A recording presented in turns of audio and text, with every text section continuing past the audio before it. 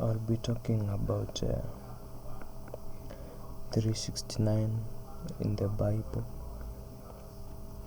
3, 6 and 9 in the Bible, and beginning first of all, why 3, 6 and 9 and not other numbers like 1, 2, 4, 5, 7, 8. Okay.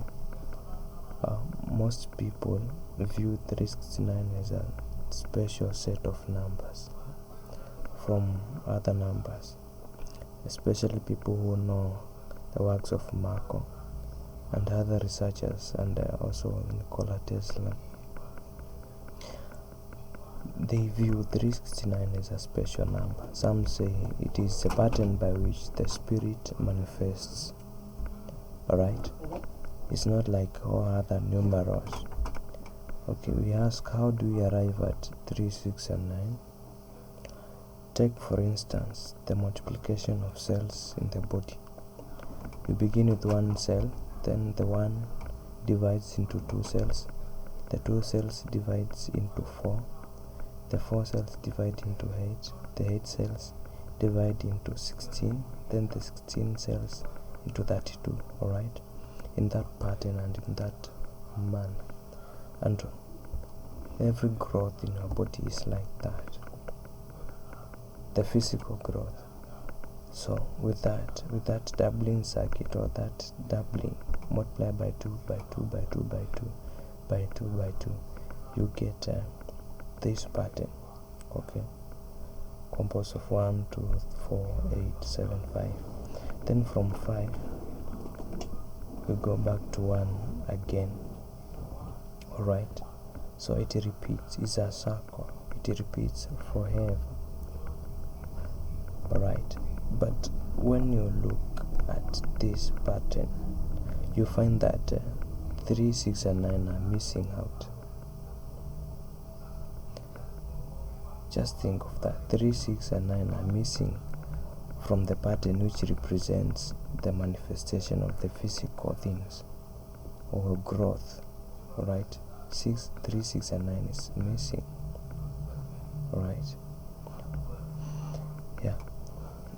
So some people say this pattern of 1, 2, 4, the doubling circuit, represents a manifestation of the physical world, while 3, 6 and 9 represents the manifestation of the spiritual world, or the spiritual things.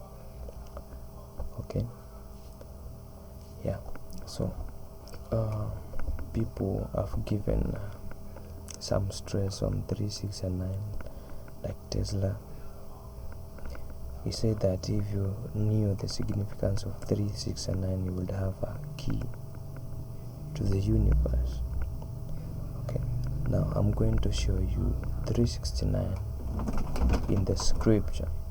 Does 369 appear in the Bible, especially in the Bible? Yeah. Is there any significance in the Bible about 3, 6 and 9? Yeah. That's what I'm going to show you in this video.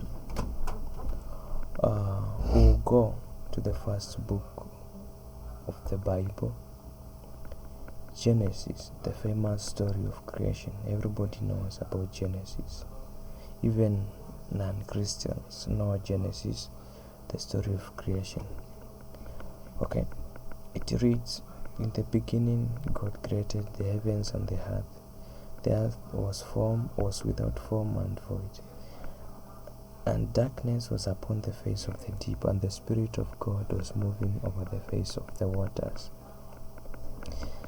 Those are the first 2 verses. Then the 3rd verse, and God said, let there be light. There was light. Okay, God saw that the light was good, and separate from light from darkness. God called light day, and darkness night, and there was evening and there was morning one day. Then again in the 6th verse, and God said, let there be a firmament in the midst of the waters, and let it separate the waters from the waters. And God made the firmament and separated the waters which were under the firmament from the waters which were above the firmament. And it was so, and God called the firmament heaven, and there was evening and there was morning, a second day. Then on the 9th verse, take note of the verses. And God said, let the waters under the heavens be gathered together into one place, and let the dry land appear. And it was so. God called the dry land earth, and the waters that were gathered together he called seas, and God saw it was good. Have you noticed something? Have you noticed something? Have you seen the pattern of 3, 6, and 9? Yeah, I've seen it, and I've wondered why people have never seen this before. Just look at it. The first 3 times that God spoke is on the 3rd, the 6th, and the 9th verses. Wow, that is something great. The first 3 times God spoke was on the 3rd, the 6th, and the 9th time, or the verses, 9th verses. Alright. How come? How? Which coincidence is this? This is not a coincidence. The scripture knows, and the scripture has always had the knowledge, okay, and is always ahead of time. This scripture is thousands of years old. People notice 3, 6, and 9 of late, alright, but the scripture has always been keeping the secret for you, alright. Yeah, I was perplexed. The first 3 times God spoke was in the 3rd, the 6th, and the 9th verses. Should be blown away. This is the first of the scriptures, okay, and that is not the only part of scripture. There's quite a lot. Let's come to Numbers, but this book is in the Bible, Numbers, alright, and of Numbers is a book of numbers. It is really a book of numbers. You should go and check out the book for yourself. Numbers, the book of Numbers is a real book of numbers. Yeah, okay. This example is going to be long, and there is more evidence than ever. The 369 is repeated 4 times in a row, okay, in one place in the book of Numbers. 4 times, right? Hope we are moving together. Okay, this portion of the scripture is about the leaders of Israel making offerings. The Lord told Moses that the leaders should come each day for each leader. There were 12 leaders for the 12 tribes, and each leader was allocated 1 day to make an offering. Okay, yeah, now when you go to the verse numbers for the first day, the second day, third day, yeah, the verse numbers for the days. The first day is labeled verse 12. Reduce 12 into the qualitative part, or else reduce 12 into one numeral. 1 plus 2, you get 3. Let's go to the second day. It is given 18. Take 1 plus 8 is 9. Yeah, exactly. What a coincidence. This can't be coincidence. Take the third day. It's given verse number 24. Take 2 plus 4, you get 6. You have got already 3, 6, and 9. Let's move on into the 4th day, the 5th day, and the 6th day. The 4th day is given verse 30, that is 3. 5th day is given verse 36, that is 9. The 6th day verse 46, that is 6. You have got another 3, 9, and 6. Okay, let's continue. Then the 7th day, 8th day, and 9th day. Actually, it is too obvious. 7th day verse 48, that is 3. 8 plus 4 is 12. 1 plus 2 is 3. Day 8, 5 and 4, 9. Day the ninth day 60, 36. Okay, that is 3, 6 and 9 again. The 10th day, the 11th day, the 12th day 6, 6. 6 plus 6, 12. 1 plus 2, 3. 11th day 72, we got 9. 12th day 78. 7 plus 8, 15. 1 plus 5, 6.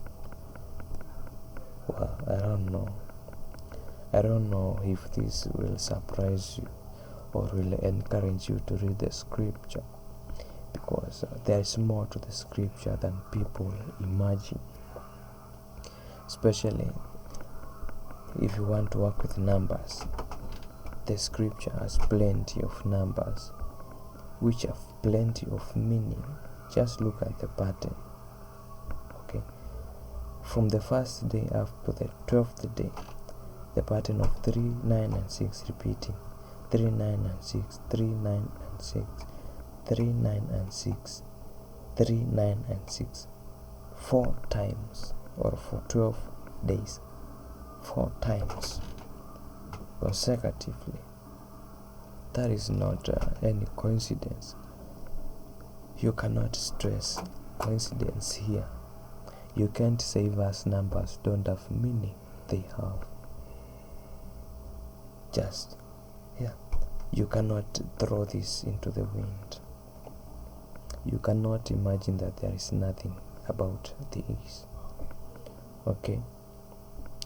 The book of Numbers has got plenty of these number sequences. I will show them in other videos. I will show them in my channel. Look out my channel. There are more explanations about the book of Numbers, because there is a lot of number in the book of Numbers. I will show you them in my channel. Let's go to Matthew. The story is about Jesus. Jesus also has something to do with 3, 6 and 9 when he was giving the parable about how the kingdom of heaven is like. Okay, he said that it's like an householder who went out early in the morning to hire laborers. Okay, the householder went out to hire laborers. Okay, and going out about the 3rd hour, he saw some people and he hired them. Okay, he went out also in the 6th hour, saw some people and hired them. Then in the 9th hour, he did the same and hired them. Have you noticed our topic 3, 6 and 9? Okay, he went out in the 3rd, the 6th and the 9th hours. Then the 11th hour. Already our 3, 6 and 9 is there. The significance, the hours of calling is 3, 6 and 9 in the scripture. 3, 6 and 9 is a special number. It represents the spirit. Alright. That's the example. There's still more. I will show you yet another. There are more. These are not the only examples in the Bible. There are more. Some have seen, some have not yet seen. I'm here to see. Okay, the last example, the crucifixion of Jesus. Jesus was crucified in the 3rd hour. Then the 6th hour, there was darkness when he was on the cross. In the 6th hour, there was darkness. And then the 9th hour is the time he died. Simple and clear. 3, 6 and 9. The 3rd, the 6th and the 9th hours. What is all this about? 3, 6 and 9. So the scripture has more and much than we have seen. The scripture is not a boring book of morals that says do this, don't do that. No, the scripture has got much to say. Yeah, it is beyond our minds. The scriptures got much to say. Go read the scripture. The scripture is powerful. It has got all the information that you need. Yeah, it has got much. The scripture is not boring. It is interesting. Go and search the scripture yourself. You will see what people like Tesla have been saying. It is consistent with the Bible. God bless you. Have a nice day. See you in my channel.